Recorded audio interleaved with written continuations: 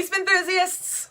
Welcome to another edition of How to Be a Card Instructor. If you haven't been watching, or even if you have, I'm just going to tell you again, I posted on Instagram on my story several weeks ago, and I said, hey, what do you assume or want to know about being a color guard instructor? And the number of questions and assumptions that I got was immense. So I am going through and answering those questions right here on our YouTube channel every week, all summer long. So our next question comes from Vincent. He says, as you are sitting there, do you come up with work? I used to do this a lot, actually. I would sit and just think like, oh yeah, you could like do this and then do that and then turn your hand like this, and I would be thinking of like something. I used to do that all the time.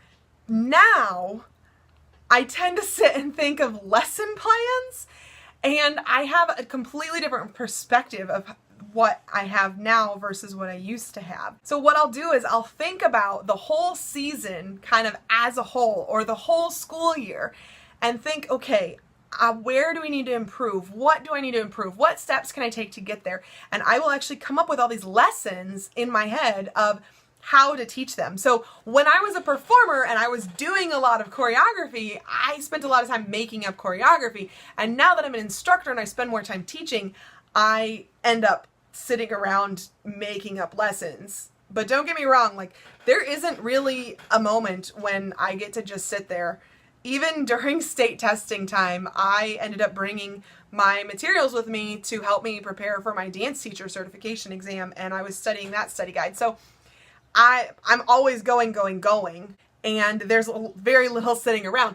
But I totally know what you're talking about, sitting there and just thinking like, oh, you could do that, and then you could do that, and okay, yeah. It's a lot of fun. Tommy, I think this is Tommy. Tommy says, guard is my goal, and I was wondering, what would you need to go to school for? I would say at this point in time, it depends. Well, first of all, it depends on where you are. In Missouri, go to school to be a teacher. And then once you're good at teaching, you're going to be able to be good at color guard. There are other places though, or other places you could focus. There are other areas you could focus on. Definitely dance.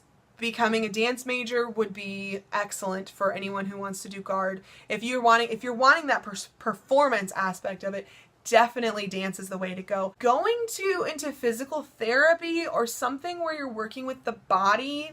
I know there's been some art therapists or things like that somewhere where you understand, you learn about the body, you learn about the mind, and that will help you teach guard. And it seems like it shouldn't be related, but it really is, because a lot of being a guard instructor is being good at that psychology of how to teach students. And if you understand like how the mind works, you understand how the body works, it helps a lot in that regard. I can't tell you how much my biology teacher background has helped me over the years to be a better guard instructor. I can say, no, I know that your muscle can move this way because that's biology, and it's great. I also would strongly suggest you have a job where you make money to support your profession as a guard instructor, because for me, I am a public school teacher. I do not make enough money to support my color guard instructing hobby. I would love to be a professional color guard instructor and that just be it, but that's not a reality where I live, and I don't want to move. If you want to live somewhere like Texas or Indiana or Florida where you have those big jobs where you can just be a guard instructor, that's great.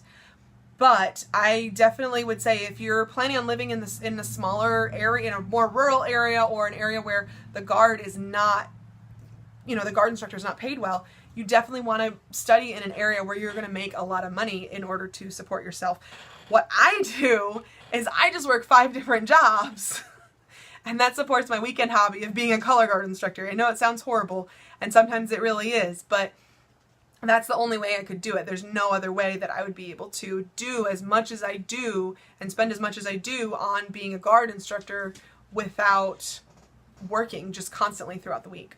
How do you stand out and get a job when you have no experience or it's your first time teaching color guard?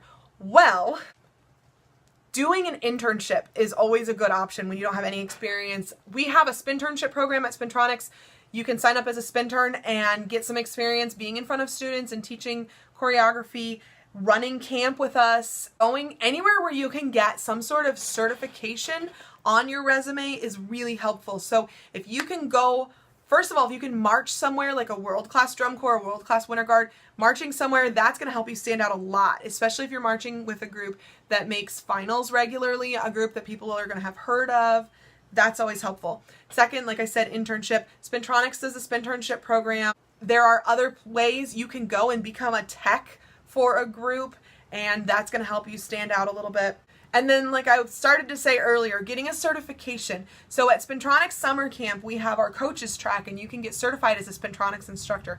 You can throw that on your resume. It will help you stand out as far as, you know, you actually went and did some professional development to help you become a better guard instructor. And employers are going to look at that and they're going to say, oh, this person really wants to be a professional about this.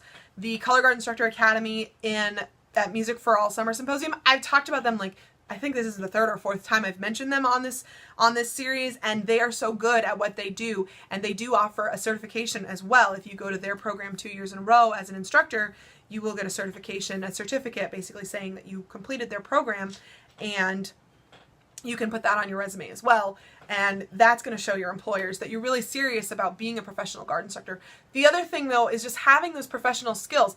Having a nice looking resume, having the interview skills, that interpersonal ability to interview well, talk to people, give presentations, all of those things are going to help you stand out as a guard instructor and first make you look good on paper, and then you're going to have to make yourself look good in real life. Once you start teaching guards and you have sort of something to draw on, you can say, okay, I taught at these different places, and that's going to help fill up your resume and help you stand out from the crowd as well. So good luck. It can be a tough world out there. I would say starting out too with a small school that just really needs a guard instructor is helpful, just to put some things on your resume. So don't necessarily go and jump for those big schools. I mean, maybe you can, some people can, but if you're just starting out from the bottom, go and work at a small school and just work with their junior high guard or something, you know, and get that experience on your resume. I think I'm going to go ahead and stop it there. My video is getting a little long. Sometimes it's hard to tell how long these things are at. I don't know, because the camera dies or I run out of space or whatever. Anyway, I hope you like this video. If you want some more tips each week, I've been posting a post on Patreon.